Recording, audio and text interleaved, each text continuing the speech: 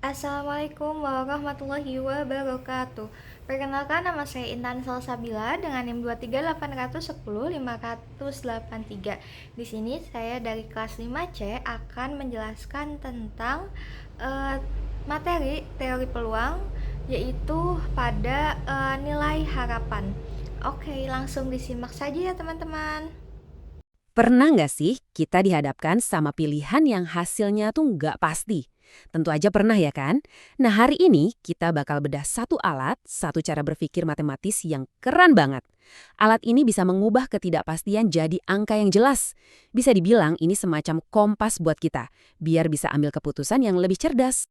Oke, jadi apa aja yang bakal kita bahas? Pertama, kita lihat dulu soal pilihan di masa depan. Terus, kita kenalan sama yang namanya nilai harapan. Habis itu, kita bongkar konsepnya, lihat contohnya di dunia nyata, dan terakhir, kita bakal ngerti deh kenapa prediksi ini punya kekuatan. Nah, benar kan? Setiap hari itu kita pasti dihadapkan sama pilihan. Mau yang sepele, mau yang bisa mengubah hidup. Pertanyaannya, itu bukan lagi apakah kita bakal ketemu sama yang namanya ketidakpastian, tapi gimana caranya kita bisa menaklukkan ketidakpastian itu pakai logika. Biar gampang, saya langsung kasih pertanyaan ya. Coba bayangin, Anda harus milih di antara dua permainan ini. Mana yang lebih pinter? Oke, lihat nih. Di game A, Anda dijamin dapat Rp30.000. Udah pasti nggak ada resiko. Sementara di game B, ini lebih seru. Ada peluang 50-50, bisa dapat 100.000, atau ya nggak dapat apa-apa sama sekali. Zong! Nah, coba deh Anda pilih yang mana. Intuisi kita mungkin beda-beda ya. Ada yang suka aman, ada yang suka tantangan. Tapi, matematika punya jawaban loh. Mana yang secara rata-rata lebih untung? Nah, untuk menjawab pertanyaan tadi, disinilah kita kenalan sama alat super kita. Namanya nilai harapan. Atau kalau bahasa Inggrisnya, expected value. Gampangnya gini, ini tuh cara kita mengubah kabut ketidakpastian di masa depan jadi satu angka yang jelas. Angka yang bisa kita pakai buat ambil keputusan hari ini. Oke, ini definisi formalnya. Kelihatannya agak teknis ya. Rata-rata teoritis dari variabel acak. Pusing?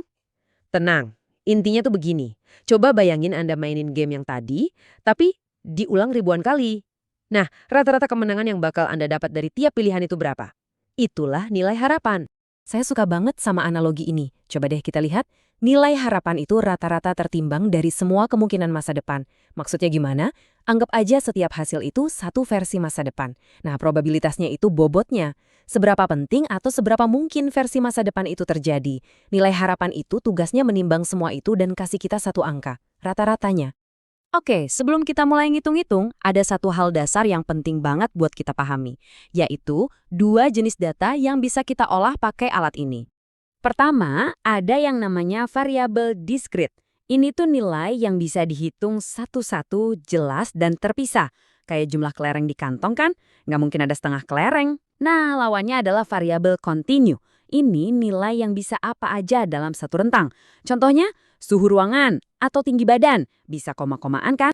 Contohnya, biar makin jelas, ya ini. Jumlah karyawan yang dapat bonus. Pasti angkanya bulat kan? 5 orang, 10 orang. Nggak mungkin ada 5,5 orang yang dapat bonus kan? Nah, itu discrete. Beda lagi sama curah hujan harian. Itu continue. Bisa aja hari ini hujannya 12,1 mm. Atau 12,15. Atau angka berapapun di antara itu. Penting banget loh kita bisa bedain ini, karena nanti rumusnya bakal beda. Oke, cukup teorinya. Sekarang bagian yang paling seru. Mari kita lihat gimana si nilai harapan ini beraksi, mecahin masalah beneran di dunia bisnis. Kasus pertama nih, ada perusahaan lagi bingung, berapa ya dana yang harus kita siapin buat bonus karyawan tahun ini?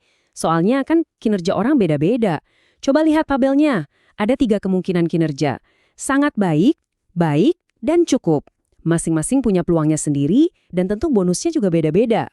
Nah, ini contoh klasik dari variabel discrete. Rumusnya kelihatan simpel kan, tapi logikanya itu dalam banget. Kita tinggal ambil setiap kemungkinan hasil, dalam kasus ini bonusnya, terus kita kalikan sama probabilitas atau kemungkinannya. Abis itu, semua hasilnya kita jumlahin. Gampang kan? Kita menimbang setiap hasil berdasarkan peluangnya. Yuk kita masukin angkanya, bonus yang 1 juta rupiah, kita kaliin sama peluangnya, yaitu 0,2. Terus kita tambah dengan bonus yang 750.000, dikali peluangnya 0,5. Terakhir, kita tambahin lagi sama yang bonus 500.000 dikali peluangnya 0,3. Dan hasilnya adalah Rp725.000. Penting nih buat dicatat, ini bukan berarti setiap karyawan bakal dapat persis gitu ya, tapi ini adalah angka rata-rata bonus per karyawan yang bisa perusahaan harapkan. Wah, ini berguna banget buat bikin anggaran, jadi nggak kaget nanti di akhir tahun. Oke, sekarang kita coba contoh yang variabel kontinu ya. Bayangin ada pabrik. Produksi hariannya itu naik turun gak nentu. Nah, gimana caranya mereka bisa prediksi pendapatan rata-rata mereka? Nah, di kasus ini ada kata kunci, distribusi seragam. Maksudnya apa tuh? Gampangnya, setiap angka produksi antara 80 sampai 120 unit itu punya kemungkinan yang sama persis buat terjadi. Karena kasusnya sesederhana ini, kita nggak perlu pakai rumus yang ribet. Nilai harapan itu gampang banget, tinggal cari nilai tengahnya aja. Jadi, 80 ditambah 120, terus kita bagi 2, dapatnya 100 unit. Tinggal kita kaliin deh, rata-rata 100 unit dikali harga jualnya 10.000 per unit, dan kita dapat angka 1 juta rupiah. Lihat kan, sekarang pabrik itu punya angka yang jelas buat ramalan keuangan mereka. Padahal produksi hariannya bisa naik turun, tapi mereka punya pegangan rata-ratanya. Oke, kita udah lihat cara kerjanya. Tapi, terus kenapa? Apa sih gambaran besarnya? Kenapa konsep ini bisa sebegitu mengubah cara kita mengambil keputusan? Ternyata, nilai harapan ini ada di mana-mana loh. Di dunia bisnis, ini dipakai buat milih investasi mana yang paling untung. Di pabrik-pabrik, ini bisa buat prediksi berapa banyak produk cacat biar kualitas tetap terjaga. Bahkan di kantor kita, ini bisa dipakai buat nentuin target kinerja yang adil yang berdasarkan data. Tapi ada satu hal yang super penting buat diingat. Nilai harapan ini bukan bola kristal. Alat ini nggak bakal bisa ngasih tahu Anda dengan pasti apa yang bakal terjadi besok. Anggap aja ini seperti kompas. Dia nggak ngasih tahu tujuan akhirnya, tapi dia ngasih tahu arah yang paling benar berdasarkan informasi yang kita punya sekarang. Dia menunjuk ke arah keputusan yang paling logis dan paling untung buat jangka panjang. Kerennya, dia mengubah ketidakpastian jadi sebuah strategi. Nah, sekarang Anda udah ngerti kekuatannya. Pertanyaannya buat Anda adalah, keputusan penting apa, baik itu dalam hidup atau bisnis, yang bakal Anda coba lihat pakai kacamata baru ini?